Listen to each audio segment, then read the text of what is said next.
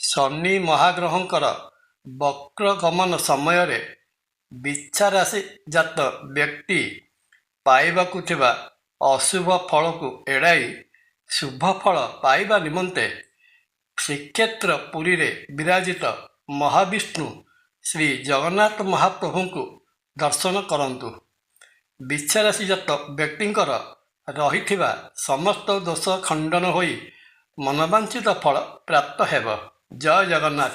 ନମସ୍କାର, ମୁଁ ତପନ ଡାଇଜେଷ୍ଟକୁ ଆପଣଙ୍କୁ ସ୍ୱାଗତ।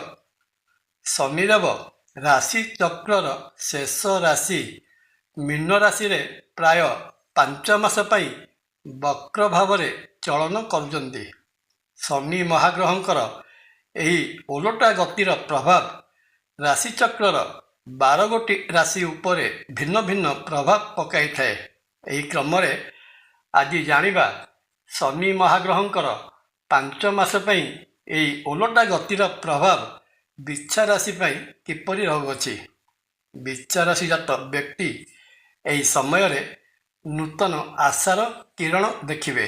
ଚାକିରି ଓ ବ୍ୟବସାୟ ଉଭୟ କ୍ଷେତ୍ରରେ ରହିଥିବା ବ୍ୟକ୍ତିଙ୍କ ପାଇଁ ଭଲ ଭଲ ସୁଯୋଗ ଆସିବ।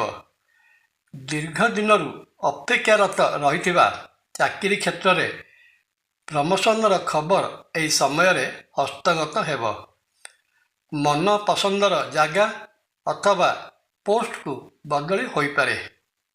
ବାଣିଜ୍ୟ ବ୍ୟବସାୟ କ୍ଷେତ୍ରରେ ରହିଥିବା ବିଛା ରାଶିଜାତ ବ୍ୟକ୍ତି ବେପାର କ୍ଷେତ୍ରରେ ଅଧିକ ପୁଞ୍ଜି ଲଗାଣ କରିବେ ଏବଂ ସେଥିରୁ ଆଶା କରିଥିବା ଲାଭ ମଧ୍ୟ ହାତକୁ ଆସିବ, କିନ୍ତୁ ତାହା ସାମାନ୍ୟ ବିଳମ୍ବରେ ପ୍ରାପ୍ତି ହେବ। ସେଥିପାଇଁ ଧୈର୍ଯ୍ୟ ରଖିବାକୁ ହେବ। ପରିବାର ଓ ବ୍ୟକ୍ତିଗତ ଜୀବନରେ ଉନ୍ନତି ଆସିବାର ସୂଚନା ମିଳେ। ଯଦି ସନ୍ତାନ ସମ୍ବନ୍ଧୀୟ କିଛି ଚିନ୍ତା ପୂର୍ବରୁ ରହିଥାଏ, ତାହା ଏହି ସମୟରେ ଉପଯୁକ୍ତ ପଦକ୍ଷେପ ଗ୍ରହଣ ଦ୍ୱାରା ଦୂର କରାଯାଇପାରେ। ବିଛା ରାଶିର ବନ୍ଧୁଭାବ ତଥା ଚତୁର୍ଥ ଭାବର ଅଧିପତି ଶନି ପଞ୍ଚମ ଭାବରେ ବକ୍ରୀ ହୋଇଥିବାରୁ ବନ୍ଧୁ ଓ ପରିଜନଙ୍କ ସହିତ କିଛିଟା ମତଭେଦ ଦେଖା ଦେଇପାରେ। ସେଥିପାଇଁ ନରମ ଓ ଉଚିତ ମନୋଭାବ ସର୍ବଦା ପୋଷଣ କରିବେ। ଚଳିତ 2026 ମସିହା ବର୍ଷର ଶେଷ ଭାଗରେ ଧାର୍ମିକ ତଥା ଆଧ୍ୟାତ୍ମିକ କାର୍ଯ୍ୟରେ ବିଛା ରାଶିଜାତ ବ୍ୟକ୍ତି ସପରିବାର ଯାତ୍ରା କରିବାର ସୁଯୋଗ ଆସିବ।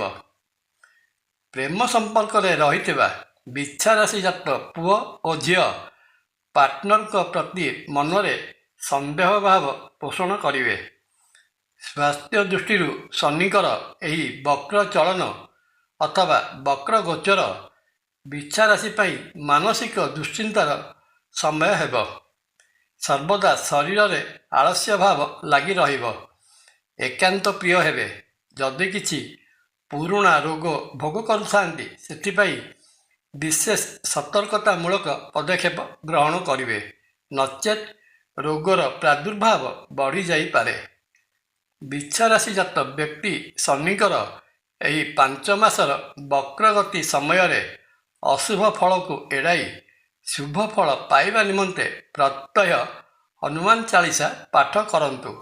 ଶ୍ରୀକ୍ଷେତ୍ର ପୁରୀରେ ବିରାଜିତ ମହାବିଷ୍ଣୁ ଶ୍ରୀ ଜଗନ୍ନାଥ ମହାପ୍ରଭୁଙ୍କୁ ଦର୍ଶନ କଲେ ବିଛା ରାଶିଜାତ ବ୍ୟକ୍ତିଙ୍କର ରହିଥିବା ସମସ୍ତ ଦୋଷ ଖଣ୍ଡନ ହୋଇ ମନବାଞ୍ଛିତ ଫଳ ପ୍ରାପ୍ତ ହୋଇଥାଏ। ଜୟ ଜଗନ୍ନାଥ। ଭିଡ଼ିଓ ଭଲ ଲାଗିଲେ ଲାଇକ୍, କମେଣ୍ଟ ଓ ସେୟାର କରିବା ପାଇଁ ଅନୁରୋଧ। ନମସ୍କାର। ତପନ।